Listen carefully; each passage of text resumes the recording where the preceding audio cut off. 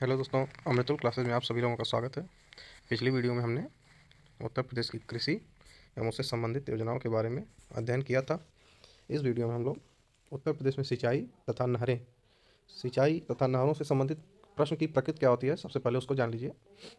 सवाल जब सबसे ज़्यादा पूछता है सबसे पुरानी नहर कौन है, सबसे लंबी नहर कौन है, या किस नदी से कौन सी नहर परियोजना निकली है, ऐसे ही सामान्यतः कुछ सवाल पूछे जाते हैं। बस थोड़ा सा ध्यान दीजिएगा, इस वीडियो पे सारे पॉइंट आपको क्लियर हो जाएंगे। अगर आप वीडियो को शेयर कर सकते हैं तो ज़रूर किया करिए, ताकि ज़्यादा से ज़्यादा लोगों के पास वीडियो पहुंच सके और उनको भी लाभ हो और मुझे इंस्पिरेशन मिले, ताकि मैं और वीडियो आप लोगों के लिए बनाता रहूं। आइए बिना समय को नष्ट किए हुए हम लोग देखते हैं उत्तर प्रदेश में सिंचाई तथा नहरें।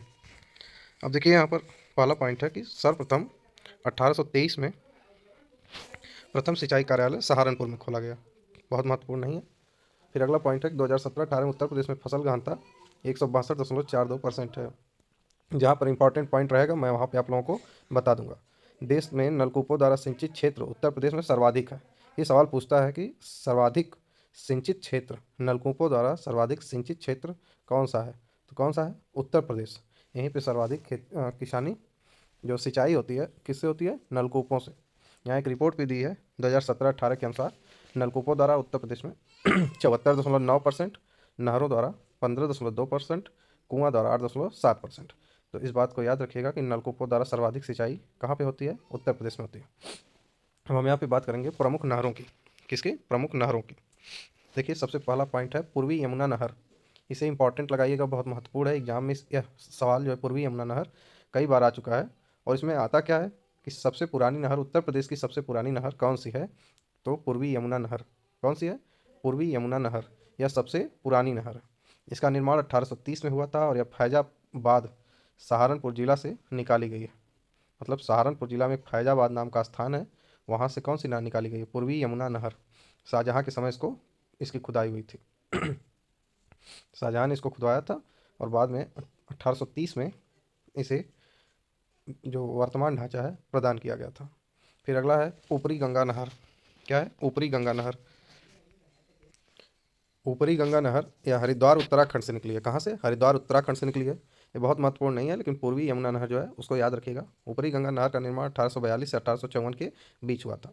फिर मध्य गंगा नहर या बिजनौर में गंगा नदी से निकली है। कहाँ से? बिजनौर में गंगा नदी से। निचली गंगा नहर बुलंदशहर जिले के नरौरा एक स्थान है बुलंदशहर में, वहाँ से कौन सी नहर निकली है? निचली गंगा नहर। आगरा नहर दिल्ली के ओखला नामक स्थान से यमुना नदी के दाएं तट से निकाली गई है। आगरा नहर कहाँ से निकली है? दिल्ली के ओखला नामक स्थान से यमुना नदी के दाएं तट से आगरा नहर निकाली गई है।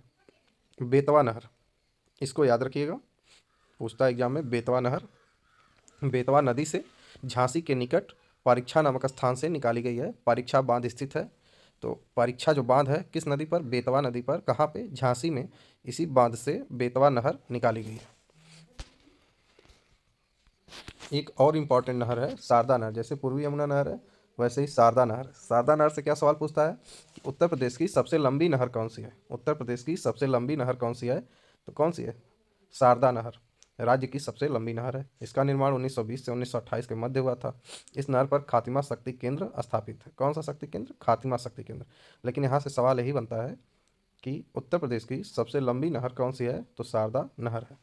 उद्गम इसका उत्तर प्रदेश और नेपाल के मध्य बनवासा नामक स्थान से है। ये उद्गम नहीं पूछेगा कुछ, बस इतना पूछेगा कि उत्तर प्रदेश की सबसे लंबी नहर कौन सी है, उत्तर प्रदेश की सबसे पुरानी नहर कौन सी है, बेतवा नहर किस बांध से निकाली गई है या किस जिले में स्थित है। बस यही सवाल पूछता है। अगली नहर है रामगंगा नहर। उत्तराखंड के पौड़ी जिला है उत्तराखंड में से निकाली गई। इस पर उत्तर प्रदेश का सबसे ऊंचा बांध रामगंगा बांध निर्मित है। तो उत्तर प्रदेश का सबसे ऊंचा बांध रामगंगा बांध किस नहर पर स्थित है? रामगंगा नहर। मतलब जो बांध बनते हैं उसके पीछे जब जल इकट्ठा होता है बांध से, मतलब ऐसे है ही ना कि जल को इकट्ठा किया जाए। तो जैसे देखिए यहाँ पे स्क्रीन पर आप लोग ध्यान से, जैसे कोई नदी आ रही है और यहाँ पर हम बांध बना दिए, तब इसके पीछे ये वाला पूरा हिस्सा क्या जल होगा कि नहीं होगा?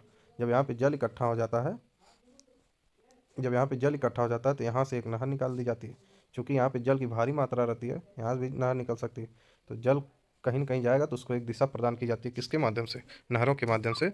और सिंचाई का लाभ फिर उसके बाद रामगंगा नहर कहाँ से निकली है? रामगंगा बांध से निकली है। और रामगंगा बांध की विशेषता क्या है कि उत्तर प्रदेश का सबसे ऊंचा बांध है। केन नहर, कौन सी नहर? केन नहर उत्तर प्रदेश व मध्य प्रदेश का संयुक्त उपक्रम है। केन नहर उत्तर प्रदेश व मध्य प्रदेश का संयुक्त उपक्रम है। ये पूछता है कि केन नहर कौन से दो राज्यों के बीच बीच का संयुक्त उपक्रम है? तो उत्तर प्रदेश व मध्य प्रदेश का संयुक्त उपक्रम है कौन सी नहर? केन नहर। यह पन्ना मध्य प्रदेश के निकट से निकाली गई है। घाघरा सरयू नहर बहराइच से निकाली गई है। कहाँ से? बहराइच से। धसान नहर बेतवा के सहायक धसान नदी से निकाली गई है। धसान नहर, तो धसान नहर बेतवा की सहायक नदी धसान से निकाली गई है तथा इसके द्वारा हमीरपुर में सिंचाई का कार्य होता है। इसको याद रखिएगा, धसान नहर इंपॉर्टेंट है। इसके द्वारा किस जिले में सिंचाई होती है? उत्तर प्रदेश का हमीरपुर जिला है। बेतवा की सहायक नदी धसान से, धसान नदी है बेतवा की सहायक नदी, उसी से धसान नहर निकाली गई। फिर अगला पॉइंट है सप्रार नहर झांसी से है, कोई मतलब नहीं इसका। गंडक नदी, इसको याद रखिएगा, गंडक नदी चूंकि नेपाल से आती है अब भारत में, तो उत्तर प्रदेश व बिहार की संयुक्त परियोजना है गंडक नहर। कौन सी नहर? गंडक नहर उत्तर प्रदेश व बिहार की संयुक्त परियोजना। फिर अगला है कि नौगढ़ बांध नहर, गाजीपुर में कर्मनाशा नदी पर नौगढ़ बांध का निर्माण किया गया। देखिए जहाँ जहाँ नहर है वहाँ वहाँ कोई न कोई बांध जरूर है। तो नौगढ़ बांध का निर्माण हुआ था किस नदी पर? कर्मनाशा नदी पर। और वहाँ से कौन सी नहर निकाली गई है? नौगढ़ नहर। चंदौली व गाजीपुर में जल आपूर्ति का कार्य इसी नहर से होता है। फिर अगला है रानी लक्ष्मीबाई बांध नहर, तो यह झांसी में बेतवा नदी पर माता टीला बांध से। माता टीला बांध कहाँ है? झांसी में। किस नदी पर? बेतवा नदी पर। वहाँ से कौन सी नहर निकली है? रानी लक्ष्मीबाई नहर। तो वेरी वेरी इंपॉर्टेंट इसे लगाइएगा, रानी लक्ष्मीबाई नहर को वेरी वेरी इंपॉर्टेंट लगाइएगा। पूछ लेगा कि किस जिले में है, या किस नदी से निकाली गई है, या किस बांध से निकाली गई है। तीनों टॉपिक पढ़ लीजिएगा। फिर अगला क्या है? नदी परियोजनाएं। कुछ नदी परियोजनाएं हैं, उनको देख लीजिए। 5 राज्यों में विस्तृत है कौन सी परियोजना? हीराकुंड बैराज परियोजना। एग्जाम में पूछता है हीराकुंड बैराज परियोजना के बारे में। किन किन राज्यों में विस्तृत है? उत्तर प्रदेश, हिमाचल प्रदेश, हरियाणा, राजस्थान तथा दिल्ली। यह बैराज 1872 में यमुना नदी पर सहारनपुर के पास निर्मित किया गया था। तो हीराकुंड बैराज परियोजना कब निर्मित हुई थी? 1872 में यमुना नदी पर सहारनपुर के पास। फिर बाणसागर बांध परियोजना। बाणसागर बांध परियोजना उत्तर प्रदेश, मध्य प्रदेश तथा झारखंड की संयुक्त परियोजना है बाणसागर परियोजना। मध्य प्रदेश में सोन नदी पर शहडोल में, इलाहाबाद और मिर्जापुर में सिंचाई होती है। बाणसागर परियोजना एग्जाम की दृष्टि से बेहद महत्वपूर्ण परियोजना है, क्योंकि सबसे पहले इसमें सवाल पूछता है कि बाणसागर बांध परियोजना किस नदी पर है? किस नदी पे है? सोन नदी पर। यही इंपॉर्टेंट सवाल इससे बनता है कि बाणसागर बांध परियोजना किस नदी पर है? तो सोन नदी पर है। और किन किन राज्यों को इसका लाभ होता है? तो झारखंड है, मध्य प्रदेश है, उत्तर प्रदेश है। गोकुल बैराज परियोजना, अगली परियोजना है गोकुल बैराज परियोजना। तो आगरा और मथुरा को पेयजल एवं सिंचाई की सुविधा किससे मिलती है? गोकुल बैराज परियोजना से। और यह गोकुल बैराज परियोजना किस नदी पर है? क्योंकि आगरा मथुरा साइड में यमुना नदी बहती है, तो इसको कोशिश कनेक्ट करके याद रखिए कि गोकुल बैराज परियोजना आगरा मथुरा को पेयजल एवं सिंचाई की सुविधा उपलब्ध कराती है तथा यमुना नदी पर निर्मित है।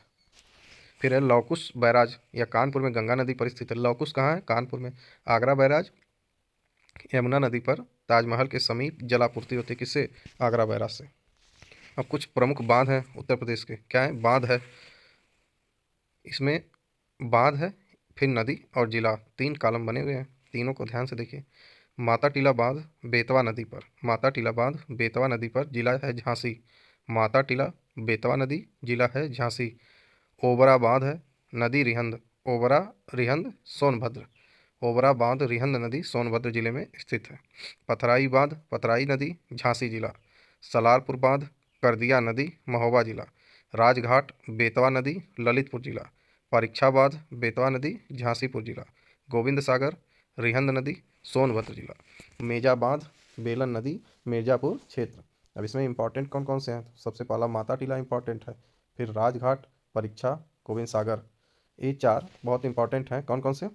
माता टीला, एक इसको भी इंपॉर्टेंट लगा लीजिए, ओबरा सोनभद्र में है, पूछता है कि ओबरा विद्युत परियोजना या ओबरा बांध ये सब कहाँ है? सोनभद्र में रिहंद नदी पर। किस नदी पर? रिहंद नदी पर।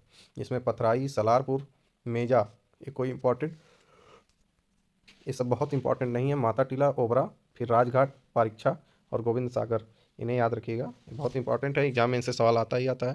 तो यहाँ पर कुछ हम लोगों ने नदी परियोजनाओं के बारे में, नहरों के बारे में और बांध के बारे में देखा। एक छोटी सी वीडियो आप लोगों की थी, और मिलते हैं अगली वीडियो में किसी नए टॉपिक के साथ। अपनी तैयारी को जारी रखिए और वीडियो में और भी क्या आपको चाहिए उसके बारे में कमेंट बॉक्स में कमेंट जरूर करिए। मिलते हैं अगली वीडियो में। जय हिंद, जय भारत।